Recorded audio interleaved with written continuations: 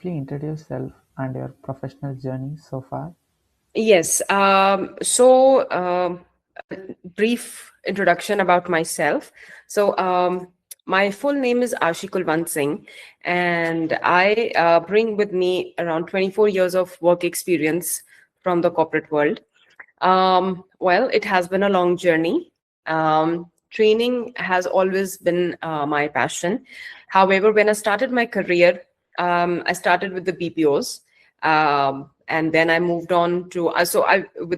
During my time with the BPOs, I was with JEKIS, which is GE Capital International Services, and then I was with IBM Daksh.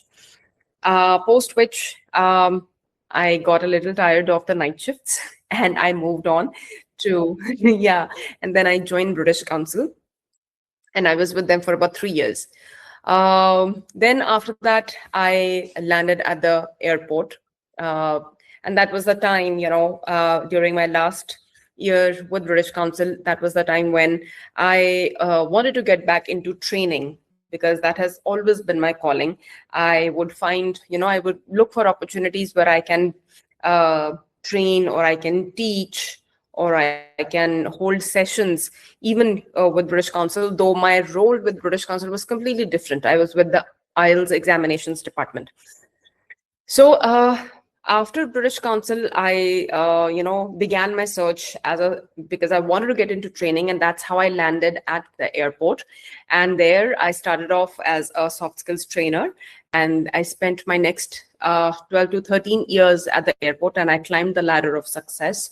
And my last full time assignment was as a India head for a Hong Kong based company called Plaza Premium Group, and five of the busiest airports were reporting into me. I had established those departments from the scratch, and it was an experience. I mean, I still cherish it till date.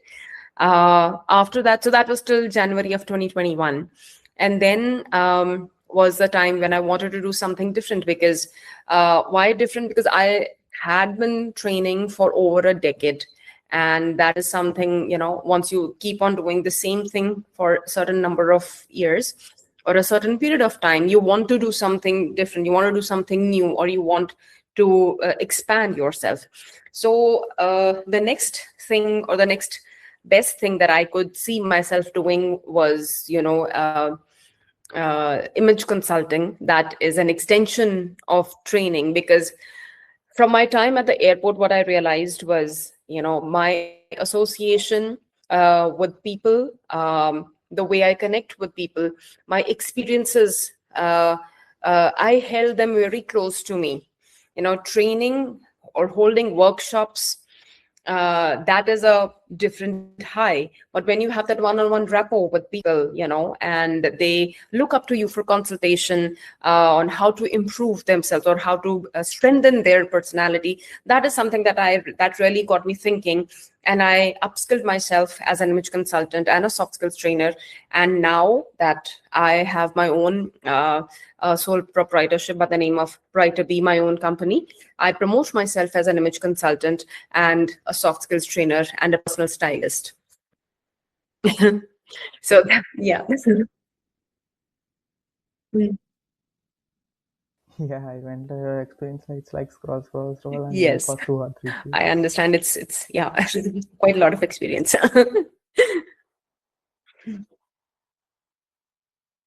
Why did you choose your current career path? My current career, right. So the reason, or what is it that brought me to my current path, is because honestly, my own experience is what brought me to my current path. Because I myself was a victim of strong intent but weaker presence. There were times when my intention and what I wanted to present or what I wanted to say or what I wanted to do was very clear. However, the way I presented it, wasn't as strong as my intention. And that is something that I realized, after the meeting happened, and after people shot down my ideas, or whatever idea I proposed, was when someone else said it, it was taken more seriously. So that is how I realized that, my I need to strengthen my package. I need to strengthen my intention and the perception that people have of me. My impression of over other people needs to be as strong as my intention. So that was the turning point, and that is when I realized that all those situations where I did not, or I was not perceived as strongly as my intention, those situations could have easily been avoided.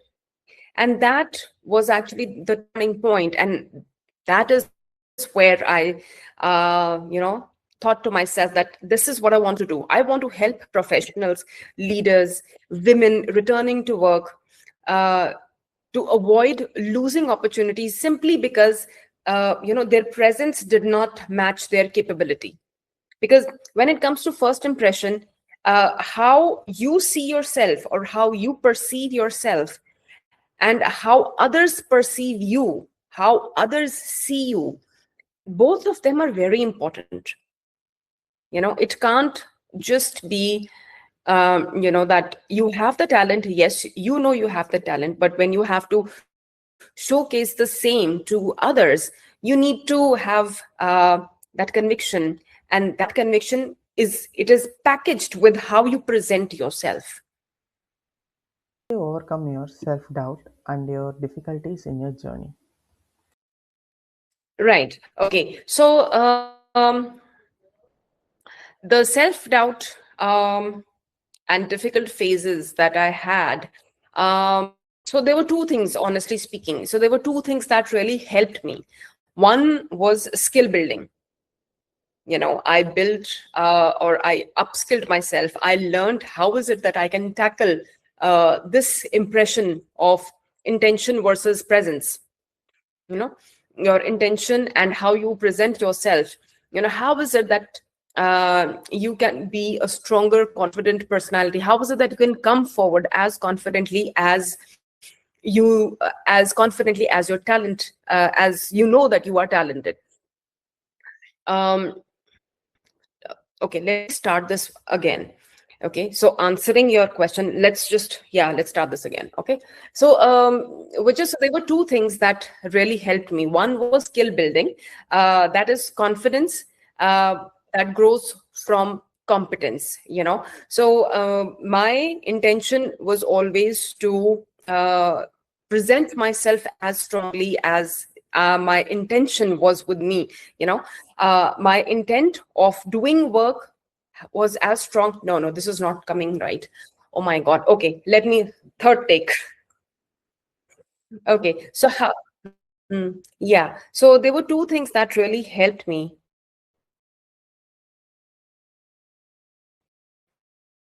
I had only been giving, but there was a time when I wanted to learn something. I wanted to upgrade myself. I wanted to learn some new skills. And so when for so many years that I kept on training, I kept on holding workshops, I kept on building training departments. I worked so much with the leaders, with the CXOs. But then there was a point where I actually started doubting myself. um, am I doing the right thing? Is this the only way to do it? Is there any other way that I can, you know um, is there any other way that I can present myself in a more confident manner? Or how is it that I can do my work more smartly? So yes, there were that was a difficult phase. I really doubted myself at that point in time, but what helped me was reflection. I started observing patterns when I was being overlooked. And why was I being overlooked? So I stopped taking everything personally and started analyzing things professionally. You know, um, there are times, when you are really passionate about the work that you do, you start mixing professional with personal. Whereas when you are working, when you are in with an organization, uh, you need to also understand, people who are working with you, they are working towards a bigger picture. So in case if they are unhappy with you, or they don't buy your idea, it is not personal. It is about how the business will grow, or how the process will solidify. So that reflection helped me in making my confidence grow more stronger. Okay. And so, yes, it was a difficult phase, but reflecting upon my patterns that were happening in the last few times that the meetings were held, or my, when I was working with the leaders, observing those patterns, identifying the patterns, were, why was I being overlooked? That really helped me. That was a good answer. If you want to suggest a current career path to students, what would it be? The current career path. Okay, giving a career path to today's generation. Sure. So for today's generation, my only advice, will be that don't take your confusion as a weakness, and don't take failure as the end result. Confusion is not weakness. It is actually data that helps you analyze how can you overcome the challenges. Failure actually teaches you things that success does not. Yes, we're talking about this generation, but yes, the example that I'm about to give is of Thomas Edison, the inventor of the light bulb. Do you think that Thomas Edison, when he invented the light bulb, he did it in the first time? No. He must have tried so many times. He must have tried 99 times, and then he succeeded the 100th time. So failure teaches you much more than what success teaches you. So don't, doubt yourself. You face confusion, you face failure. It is great. It helps you to learn. So instead of asking what should I become, ask what problems do I enjoy solving? What kind of lifestyle do I want? What environment energizes me? Think of those, try to answer these questions. I'll repeat them again. Instead of asking, what should I become? Ask, what problems do I enjoy solving? What kind of lifestyle do I want? And what environment energizes me? Because clarity will come once you have answers to these questions. Okay? So it's like, so when you are looking at the question, what kind of problems do I enjoy solving, that actually will give you a sneak preview or a sneak peek into what you are good at, right? So that helps. Plus another thing. So when it comes to career direction for today's generation, there are so many intelligent people. I'm telling you, Vijay, today's youth is very intelligent. They are very clear about many things. It is only that when it comes to presenting themselves or talking about themselves, that they get a little nervous. So my again, the advice to them is that don't bind yourself into your comfort zone. You will need to take baby steps, but don't get comfortable. The moment you get comfortable, your growth stagnates. You need to be in that uncomfortable zone to grow, right? So I think that will be my advice to today's generation. How are you maintaining your current work-life balance, which is going on now? My current work-life balance. So currently, my work-life balance. Uh,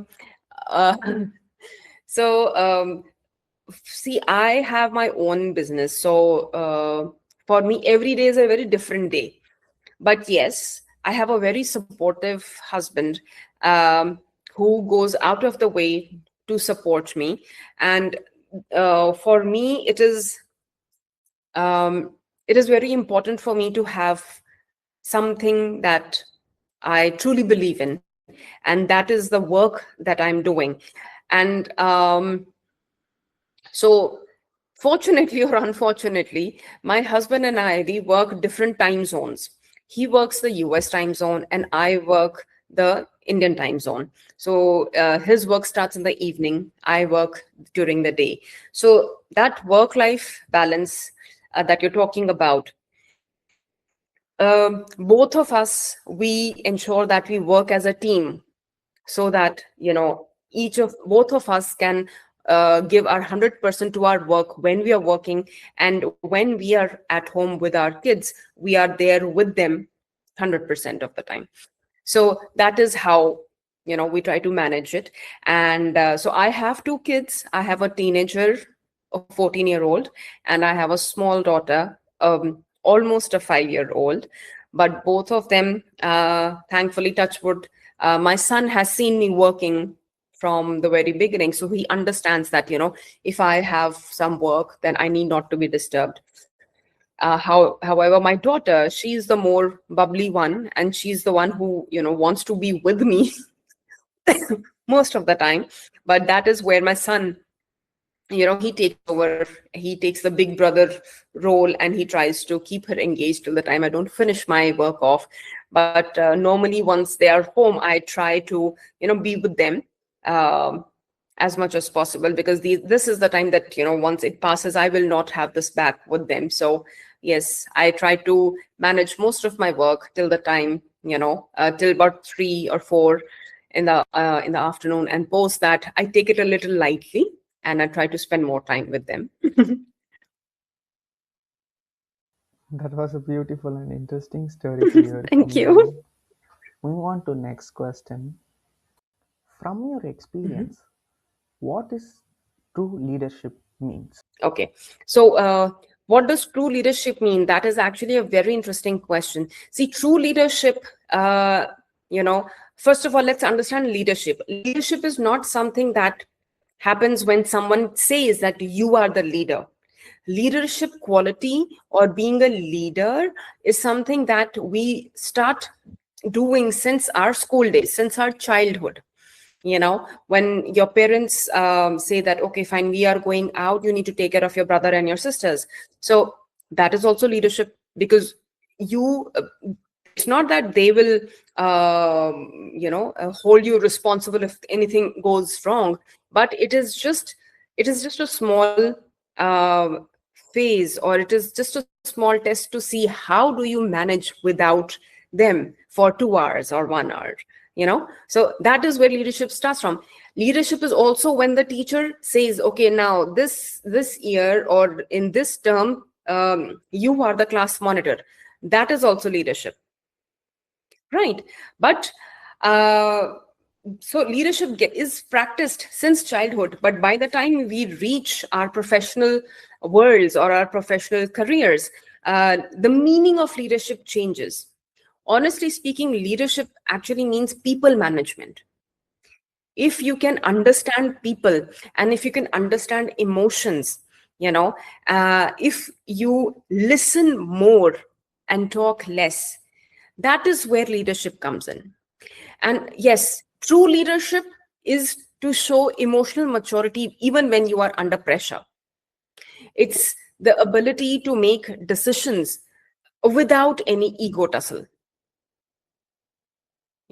It is also about giving credit publicly and taking responsibility privately. If you have to reprimand, or if you have to tell someone that why is it that this happened, or why did you not plan properly, this is not something that you do in the open, you do it privately. True leadership also means to remain calm when others panic. That is emotional maturity. It is more about um, being steady than about being authoritative. That is true leadership.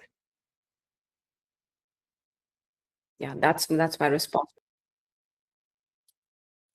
Thank you so much, ma'am. That was a big moment for me and for people's and audience too. Thank you.